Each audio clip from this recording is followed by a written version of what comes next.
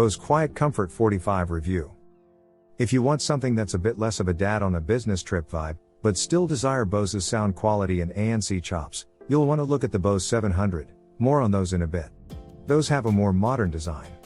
However, the entire point of the QuietComfort series is to keep you comfy for hours at a time while blocking out the world. The QC45 continues to do just that with its lightweight design that packs easy and is an excellent travel companion. Sound quality.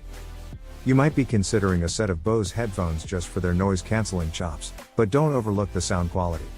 The company has a decent track record with tuning, typically offering warm, balanced sound with good clarity that highlights details of the music.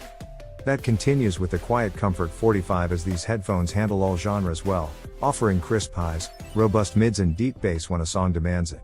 The tuning here is more even-handed than what Sony offers on its flagship model, so don't expect booming low end. The most notable changes to sound on the QC45 were actually made to the active noise cancellation. Bose says a combination of external and internal microphones work with a proprietary digital chip to detect and silence more mid-range frequencies. The company explains that this should cover things like office noise, the roar of a train or the hum of a coffee shop. Indeed, these headphones are better at blocking the distractions the competition struggles with. I noticed the QC45 handled things like the TV and other sounds around the house with ease, including human voices on their own work calls. ANC performance was never an issue with Bose headphones, but the company has managed to improve on what was already top-tier. Battery life. Bose promises up to 24 hours on a charge with the QC45, 4 more than the QC35 too.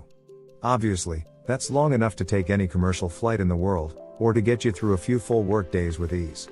During my tests using a mix of ANC and ambient sound for both music and calls, I managed 22.5 hours before having to plug in.